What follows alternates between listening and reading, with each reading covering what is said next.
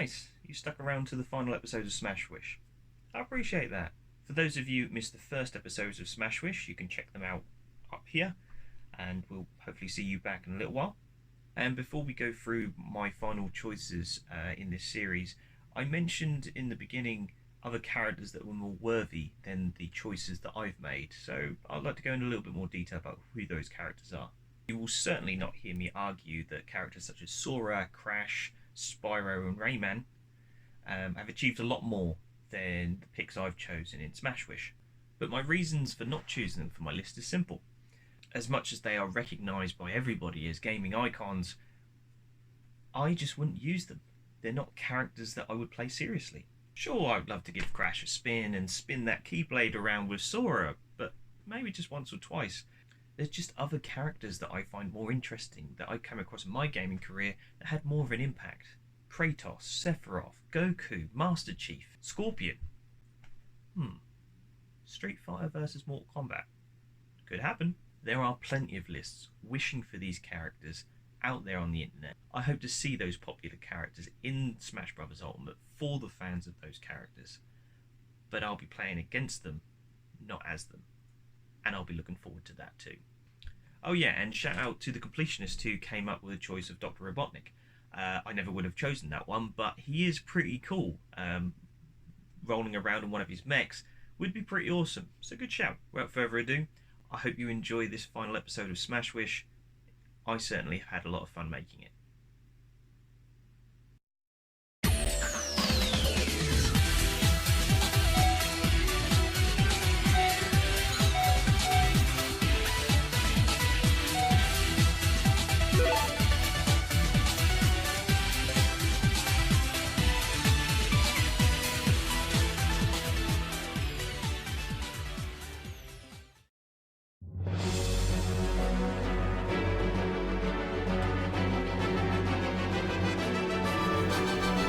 Shantae. Shantae. Yeah, it's Bill from Pop Culture Pause Screen. Hi, you said you would be in Smash Wish 3. Yeah. Like now. What do you want to do? Do you want to call it off or something? What do you want me to do? You're not even dressed or anything. Well, we're like 10 minutes in. It would be a little awkward. Alright, okay. There you go. How long should I tell people to wait exactly?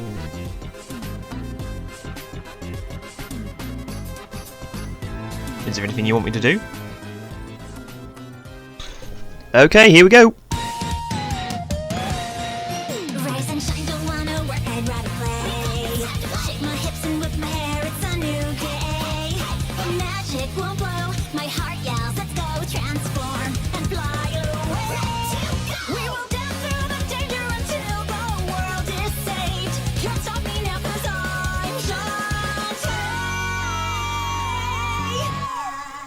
Wow. You're welcome.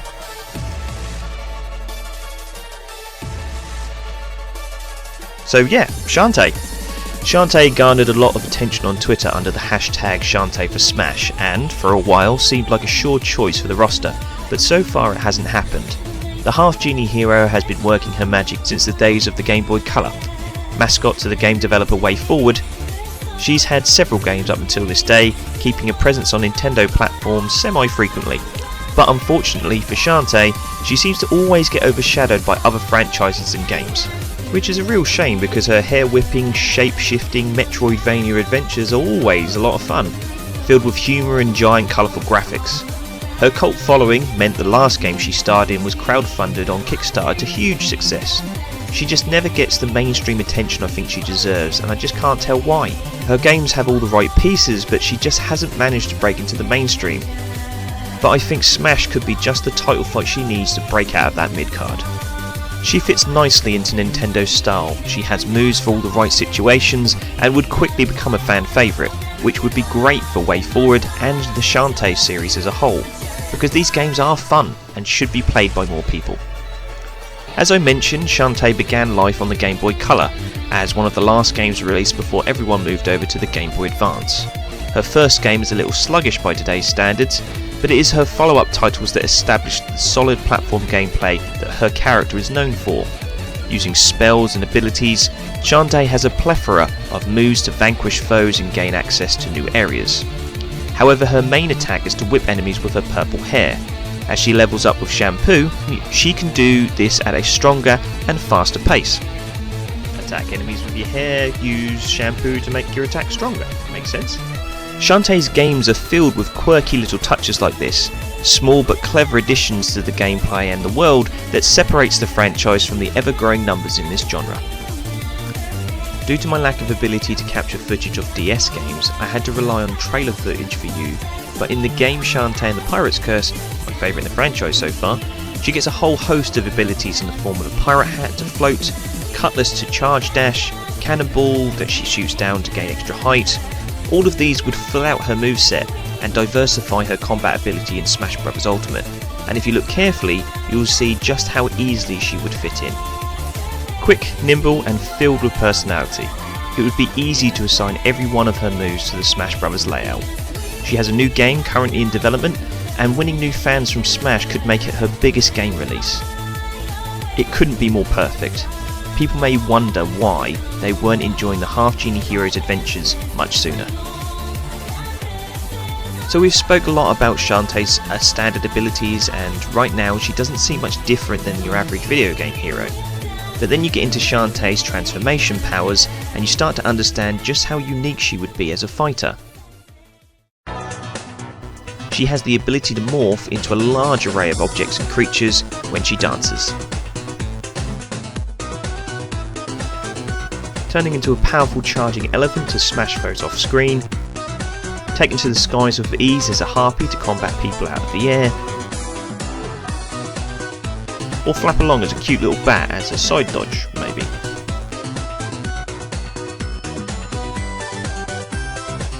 Travel to the seafloor as a crab, using its shell as a shield. Raise her agility and climb walls as a monkey. Look at that thing. Spit acid as a spider and latch onto ceilings to traverse levels and escape danger. Gracefully swim waters as a mermaid, throwing magic bubbles, perhaps stopping people getting back on the stage from a water hazard. Even turning into a tiny little mouse to crawl into the smallest of places. There are loads of transformations Shantae has to confuse, combat and give her the edge in battle.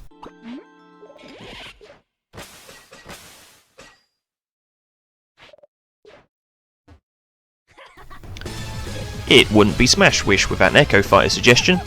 Risky Boots is Shantae's biggest rival, a pirate who is always up to no good, using her pistol and cutlass to great effect. She lacks the transformation abilities of the Half Genie herself, but with so many magical items in Shantae's world, it wouldn't be a stretch to say that Risky wouldn't have a crystal ball or magic lamp or something to still give her those powers. I think though Risky Boots would be stronger with standard attacks than magic, giving players more options on gameplay. Shantae is filled with quirky characters that would be great to see in a level cameo, assist trophy or final smash.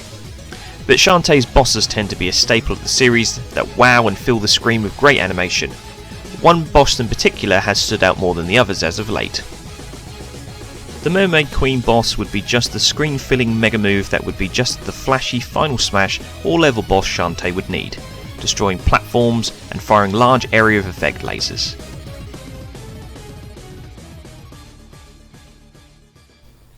WayForward has been releasing quality games for 25 years. Mighty Switch Force, River City Girls, DuckTales Remake. You have probably seen the games all over online shops, but never really given them a go. If you try their games, you're probably going to be pleasantly surprised. I myself was late getting into the Shantae games, but had a real blast playing through them all and enjoying their well-designed and full-of-life characters, colourful worlds and fun as hell gameplay. Shantae is a character that is well overdue for her chance in the limelight, and there isn't a better stage for her to do this than Smash Bros. Dancing where she belongs, alongside gaming's greats.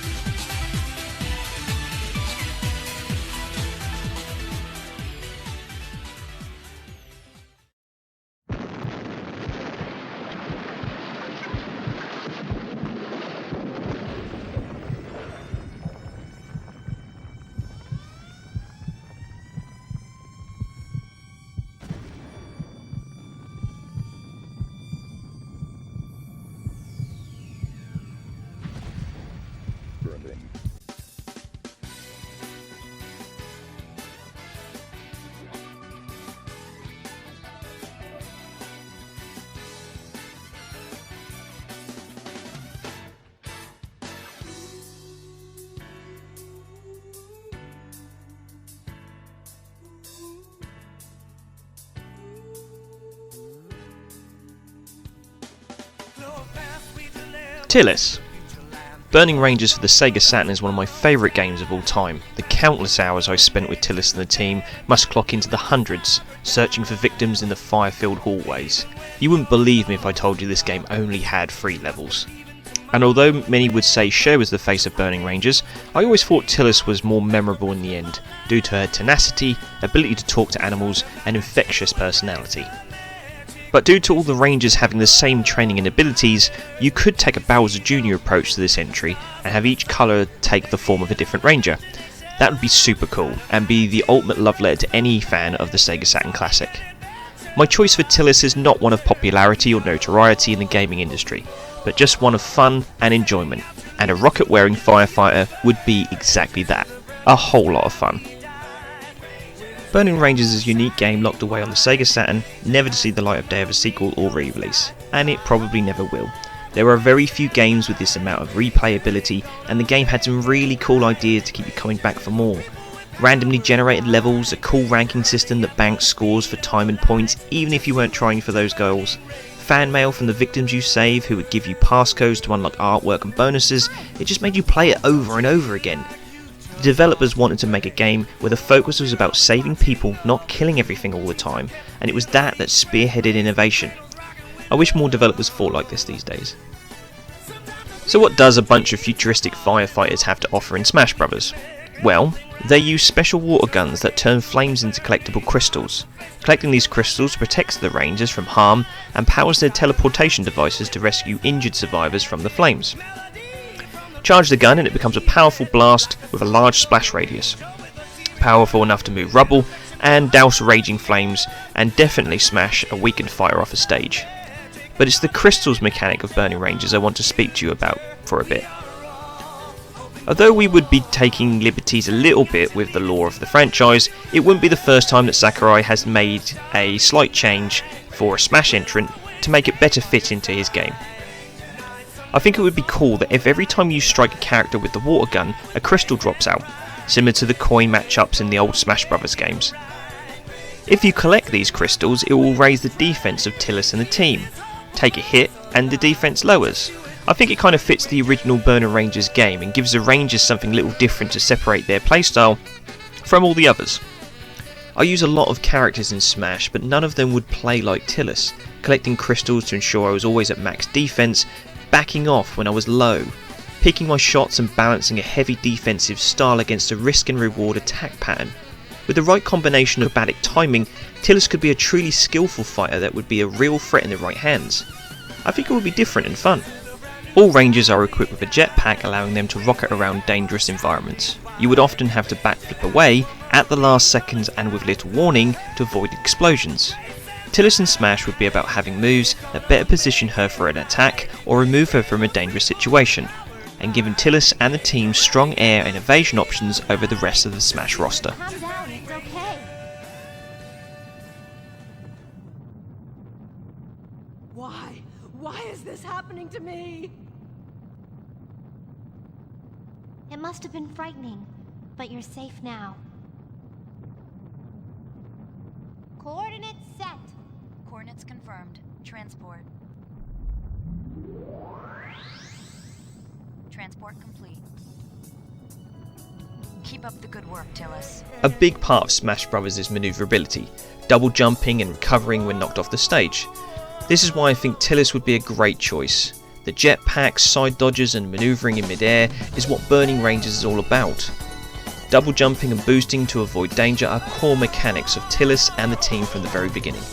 There is only so much height Tillis can get from a jump without having to land, but she can boost horizontally and roll around danger with ease. This fits perfectly into Smash Bros. And would make evading players and edge guarders respect what Tillis could bring to a fight. Having this many evasive options would make many opponents rethink their well-established strategy. Tillis would bait foes into thinking, is she coming full speed or just closing distance? It would be a skillful should I or shouldn't I fight from both sides. Losing her own family in a fire as a child, Tillis knows if she doesn't give it her all, there could be a child or parent trapped in the flames somewhere, and they won't get back safe to their family if she's not there to help them. Oh yeah, and she kicks the arse of giant bosses and can talk to animals too. 'Cause video games. As Burning Rangers only ever had one game, and the only way to play it's on a console very few people played, Smash fans know Sakurai loves the obscure and forgotten video game characters of the past. It will be just like Sakurai to revitalise the franchise and allow Sega to give it another chance. Chris, where's Tillis? What happened to her? Don't worry, she's okay. There she is. This is great! Chris, it's okay if I ride on his back for a while, right? Please? Okay, but only if I can get to ride first.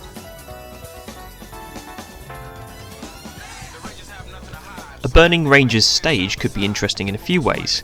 In the original game, you would hear a whistle when an explosion was about to happen. This could happen in the stage, and as the battle rages, the damage to the stage would increase, and more explosions would happen around the battlefield. The water level could also rise and fall, like the aquarium stage in the original game, to force you into different parts of the stage and section off large-scale multi-man melees. Add the random level generator to give different platforms to battle on each time. That does sound like a good time to me. Chris, come in! Hey, Finn! Do you copy me? Run for your life, huh? Burning Rangers had two main characters you could play as, Sho and Tillis. But as you saved people, they sent you fan mail with passwords to play as the other Rangers. Even secret characters such as Ilya, who joins the team in the ending credits of the game. Ilya and the rest of the cast deserve more screen time, and Smash Bros could be that opportunity. I picked Tillis because for me, she represents the life of the game the best. But the Burning Rangers are a family, and I say, let's bring the family back together, where they belong, on home console. Tillis, I'm back home. you did a remarkable job by yourself. You did really well. I'm home!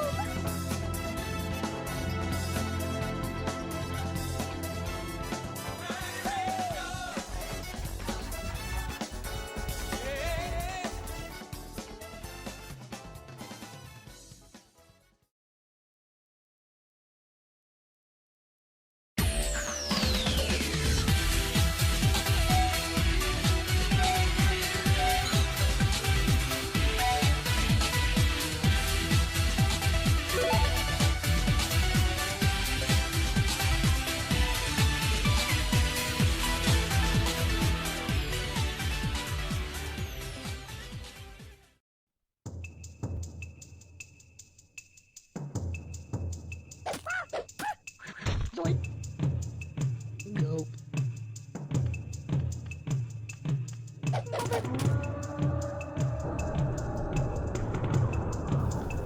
Turok. Turok Dinosaur Hunter will always feel like a Nintendo exclusive to me. It was and still is a Nintendo 64 classic that no other first-person shooter plays or feels like. Turok has a couple of portable platform shooters to his name, but he's mostly known for his more open space first-person shooters. Turok is a mantle bestowed on the chosen bloodline of warriors, the most famous of which is Tau Set and Joshua Fireseed. Whoever holds the mantle, the result is relatively the same. Turok is a one-man army who travels through time and space, taking all kinds of monsters, aliens and ancient beasts. If you're lucky to have Turok on your side, just give him the mission and point him in the right direction. Greetings, Turok. I am Adon.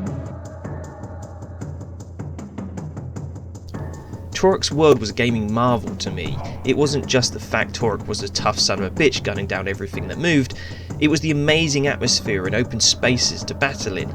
Before Turok, many FPS games were corridor based and flat. Nothing had the verticality of Turok, mixing platforming and shooting in a fun little package. Accompanied by the masterful sounds of Darren Mitchell, who should be commended, mixing a wonderful score of ambient sounds and adrenaline pumping music, making you feel you're in a primal world of danger and amazing scope and size. Turok packs a variety of firepower, and whether it's land, sea or air, you're never safe from the crosshair of the mighty Turok Dinosaur Hunter. But unlike most FPS stars, Turok is quite the versatile adventurer in himself. it's not just about lining up a shot for this shooter. Like Mario, Link and Samus, swimming, climbing, jumping are all in Turok's moveset. He would feel quite at home in the chaotic platform brawler. So let's have a rundown of one of gaming's most varied and unfair weapon sets and what Turok could bring to the world of Smash. I am Turok! Turok is just as deadly up close as he is from range. His tomahawk would make for excellent combos and smash attacks. It would be a nice departure from the usual fancy sword-wielding hero, skillfully spinning the axe around, adding a few kicks here or there. Or there's the Warblade, because brass knucks just aren't big enough. But for me, I would have to add the Razor Wind, a spinning disc of death that when released removes the target of any limb that was unfortunate enough of being in its way, only for it to return back to the owner ready for the next person Turok wants to play catch with. This would be an excellent side B move to keep enemies at bay while Turok deals with opponents closer to him. Turok is rarely seen without his longbow. It is often the weapon he starts with, and when all other ammo is spent, it is his go-to. With adjustable arrowheads, he can switch to tech arrows, an explosive shot that is as deadly as any standard weapon in his arsenal, but with the precision of a sniper rifle. Placing these shots in the ground to explode later, or picking off distant enemies with an explosive shot could lead to some awesome looking multi-hit KOs.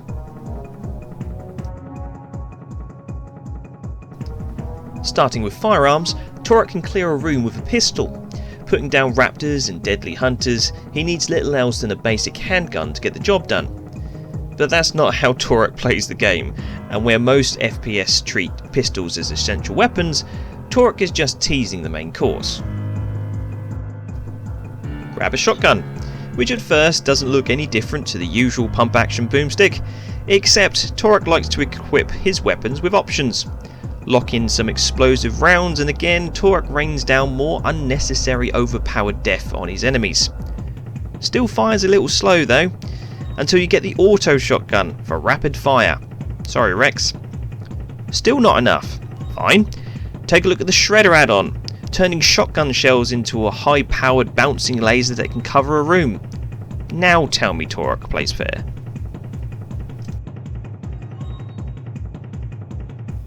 Oh, we are far from done. Add the minigun and firestorm cannon for that extra punch and monster stopping power. This is one gun that doesn't need an upgrade. Because the lands that Turok traverse cover time and space, he also has a wide variety of fantasy and sci-fi weaponry, like the Sun Pod that explode and dazzle like a Deku Nut, or the plasma rifle, which is both a fast firing and high powered pulse gun. The alien weapon is always one I had a lot of fun with. This laser weapon fires quickly, builds protons on impact, and then explodes for secondary damage. Stolen from the aliens he fights, this weapon often kills his enemies before the explosion, only to launch the body out of his way to continue his warpath. Oh, I can see that final hit smash screen now. Can you? It's at this point I share my idea of the DLC pack. When we get a new character, we often focus on their moveset, maybe go into their level and music a bit. What if Turok came with a full item pack DLC? Instead of these weapons being exclusive to Turok, let's chuck them in as extra items that anyone can pick up and use. I'm not sure why this idea hasn't been done already, but there is one weapon I can't see making the cut. The Cerebral Bore is a torturous weapon that fires a small homing drone at an enemy, attaches to the target's head, drills into the target's skull and spews out brain matter, then explodes, taking the poor target's head off. But still, that's not exactly a problem for Turok. Flamethrowers, grenade launchers, landmine layers. I mean, I don't know exactly what Turok's enemies did wrong, but there's being unfair and there's being cruel. Take a look at the rocket launcher. This fires free homing shots. Free! It's not as if Turok has a lack of other weapons he could bring to the melee besides the Cerebral Bore, and his collection could bring a lot of laughs to people who like playing the items in Smash. Final Smash options. First contender, the Fusion Cannon, a gun that holds the power of the sun, launching a red star that slowly travels a few meters before exploding supernova, wiping out all enemies in range. Collecting the pieces of the Chrono Scepter rewarded the player with a very powerful weapon to finish off the last boss, but I always preferred the nuke. It just was a little bit more flashy. Charging this Star Trek nightmare shoots a plasma beam that sucks in the atoms around it and then explodes, freezing them in place before they explode into tiny little pieces. Okay, I hear ya. What makes Turok any different from my Doomguy pick? I mean, the Fusion Cannon is pretty much the discount BFG, right? Okay, fine. How's a Triceratops with a mounted machine gun and grenade launcher? That any better? What happened to these games? Why do we have shooters with 50 different versions of machine guns now when we could have had games filled with weapons like this?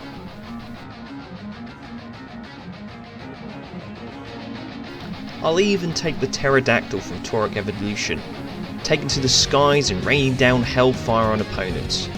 Final Smash options is not a problem here. Turok personifies a type of FPS that has been forgotten.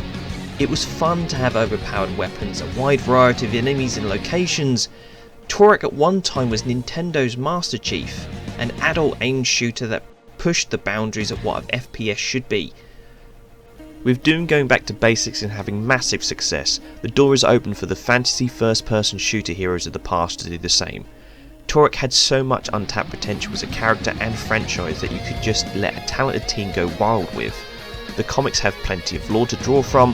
It wouldn't take much to make Turok a gaming force to be reckoned with once again. The Lost Land itself felt alive and was a location that was never fully realised. This Bermuda Triangle-like place can be accessed through portals. These same portals rip creatures and technology from all times and space.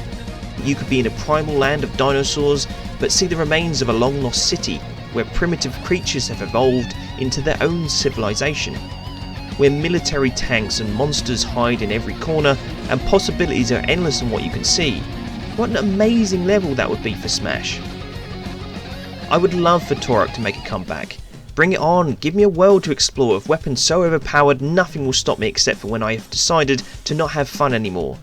Putting Turok in Smash could relight the fire and spark new interest, especially now Turok 1 and 2 are available on Nintendo Switch. In my eyes, Turok should be Nintendo's FPS mascot when Samus is on vacation. Some may question Turok's legacy, but I would fight you over the importance he had for Nintendo as an N64 exclusive. And let's face it, it was never the same for Turok when that stopped being the case.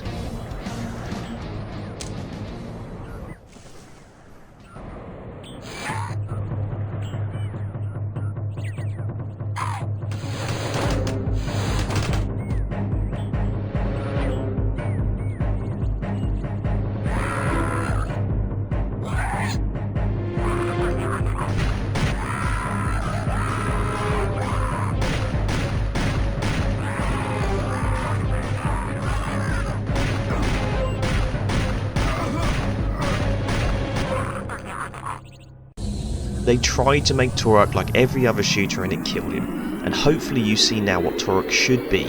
The holder of the Turok mantle never truly stays dead, and it would be great to hear my Nintendo yell out these words once again. I am Turok!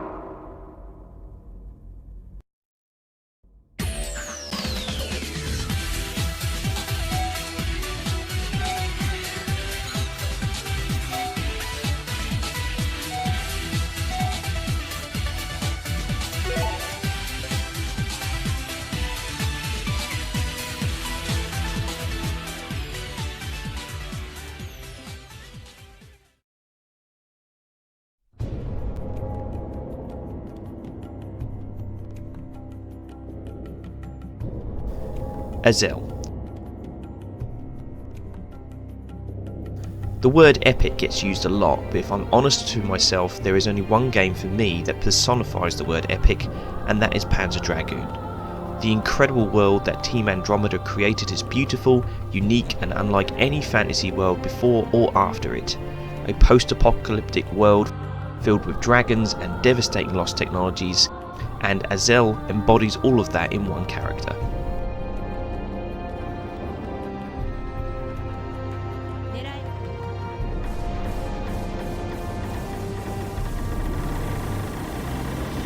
The promise of power and the struggle to control it is what rules the world of Panzer Dragoon. But before I can explain why Azel is a great pick for Smash Bros, I will have to go into the details of the dragons she and the other characters of these games ride and how the bond with their riders further solidifies the word epic with this series.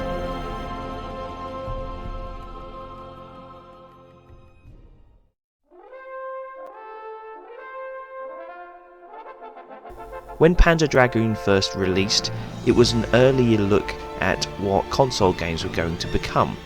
Moving away from 2D pixels, it moved into a world of 3D polygons and mixed in with amazing CG and CD quality sound. It was this advancement in technologies that moulded Panzer Dragoon to become unmistakable to anything else. I had never played anything like it before, and my mouth dropped as I saw the Blue Dragon shoot down waves of enemies for the first time at a kid's house on my street.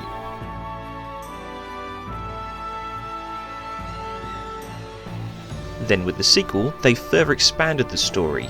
Strange mutants were threatening humans and were executed at a young age before they grew into a bigger threat.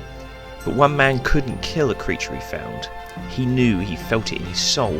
This creature was different, and as it grew they developed a bond that would live in legend.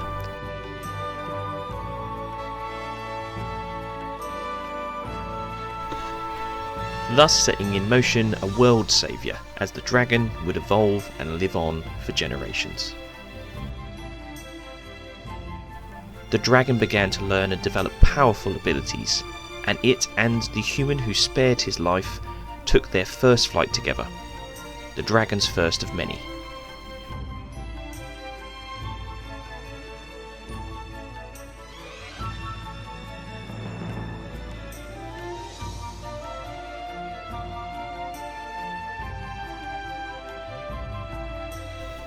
As the generations went on, there had been many riders of the dragon, some more shrouded in mystery than others, some just happened to have fate fall at their feet. But as one bond fell, another was formed, as the dragon chose his successor and passed on memories and created a link. An unbreakable connection that tied the two together, giving incredible power and friendship. This bond between rider and dragon is the important part. They appear to almost share a psychic link. A dragon senses when a rider is in danger, often rushing to their rescue, saving them from doom, almost as if they share the same thoughts. For example, a dragon shoots where a rider is aiming at, following instructions with no training, and in return the rider knows the importance of ridding the world of the weapons of the past. But there's never an exchange of words, just a knowledge that they both share as soon as that bond is made. Take, for example, the tower. The rider doesn't know what it is or why it's dangerous, yet each rider knows the importance of destroying the tower. And this importance is shared through nothing else but this psychic bond. The series' most spellbinding moments come from this strange but unrelenting inner drive between rider and dragon. So this brings me to Azel. Although many would consider Edge, Kyle, or maybe more recently Orta to be the face of the series, and I'd love to see any rider in Smash to be honest, it was Azel that pushed the story forward into intrigue for myself. Edge, during an assault from a creature of the past at a dig site he and his team were guarding for the Empire, uncovered Azel in the struggle with the beast. She was frozen in the capsule in a strange but mesmerising pose, buried for countless decades. And this intrigue continued with every appearance of Azel throughout the whole game.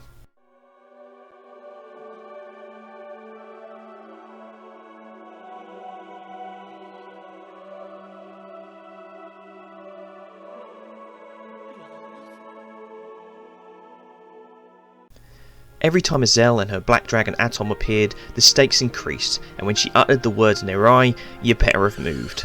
The mystery that surrounded her was so compelling. Who was this girl? Why is she there, and what did it all mean? Where did her black dragon come from, and why was she in that mine? And why is she fighting me? Every time she turned up, she spun the story on its head, changing what you thought to be true. And she tested your knowledge of the game, your strategies, your controls, everything, led up to encounters with her. It was her and the questions that surrounded her that made Panzer Dragoon Saga the epic experience it is. Right, so massive dragons in Smash with huge magic berserk powers that would destroy everyone in a single blow. Doesn't sound like it's going to work, does it? After all, there is a reason Cloud doesn't have Knights of the Round and a full set of materia. We'll take a look at this.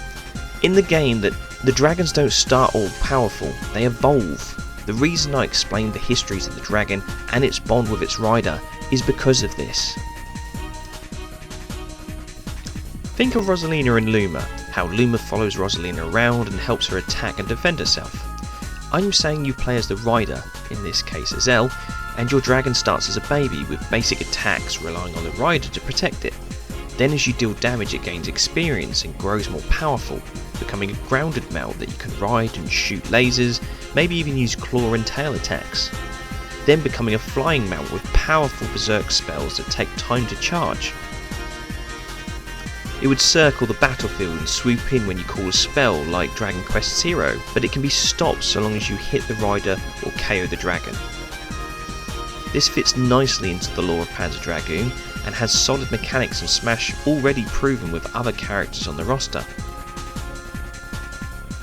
So what can Azel do on her own exactly? Now that's another interesting one, but let's start with what I do know. Every Dragon Rider has a gun and their dragon has the ability to lock onto multiple targets and fire homing lasers, but this takes time. Keep the pressure on and the rider can't issue the orders to the dragon. Split the two up and it's further hampered, but if they are in sync you have a deadly fighter to be feared. And don't give me that character's too big thing. They put Ridley in the game for crying out loud. So I imagine Azel with kicks and punches wielding her trusty ancient age gun, ordering her dragon to shoot homing lasers when possible, protecting her dragon until it's strong enough to fend for itself. So let's talk Final Smash. It could be different depending on what stage in the dragon's evolution it's currently at, giving you a different attack depending on if it's a baby, a ground mount, or a full dragon. This may make you wait and hold the Smash Ball until the dragon's at the right level before unleashing the power on your opponents. They could choose the Phoenix Dragon that swoops down and explodes in a sphere of fire, or the Lightning Storm that covers the sky's electricity, racking up loads of multiple hit damage. Or maybe Wrath Slashers, giant discs of wind that slash at multiple enemies.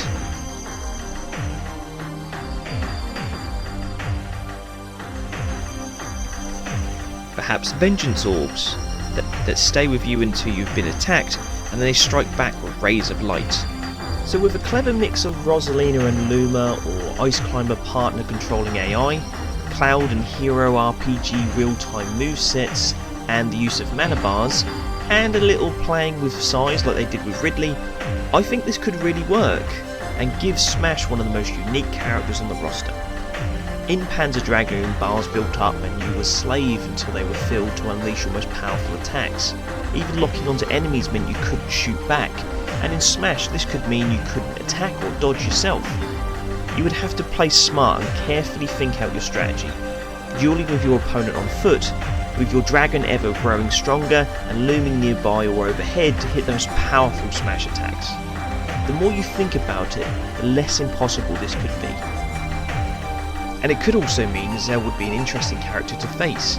Do you go after her or take out the dragon before it gets too strong and nukes you from the sky? Or just keep her too busy to activate any of the dragon's specials? I think Smash is just as much about how you face a character than just how you play as one.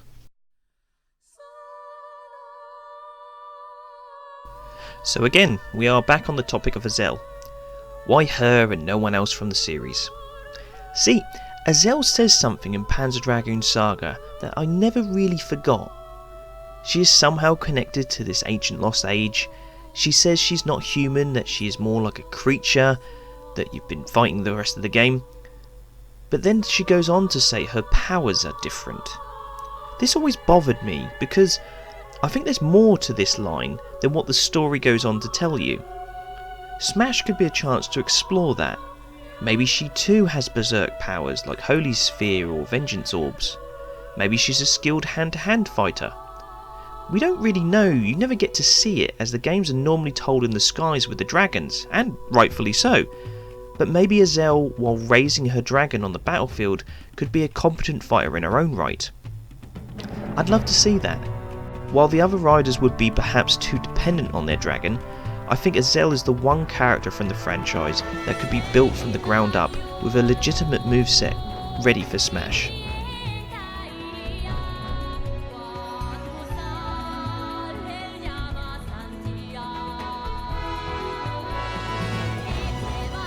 Panzer Dragoon's world is filled with awe-inspiring visuals, incredible creative ideas, inspiring art direction and imagination. Every craft, every creature, even ecosystems and food chains mapped out with painstaking depth. Having an Imperial ship appear as an assist trophy and blast my rival would continue the tradition that Smash Bros has created for itself, which is making things you thought you would never see in a video game a reality. And with the recent announcement of Panzer Dragoon being remade on Nintendo Switch, this might not even be an impossibility anymore. There is one thing I can finish on. As amazing as Panzer Dragoon is, its excellence has been locked away for far too long. It's been hidden away like a lost treasure of gaming. This is a priceless experience that should be shared with all gamers and not fade away like a myth. Bring the epic music, the characters, the world to Smash, and let us celebrate its beauty. I hope the new game does well, and more people can appreciate this incredible series. And who knows, we could be one step closer to Panzer Dragoon Saga being remade, and Azel mystifying a new generation of gamers all over again.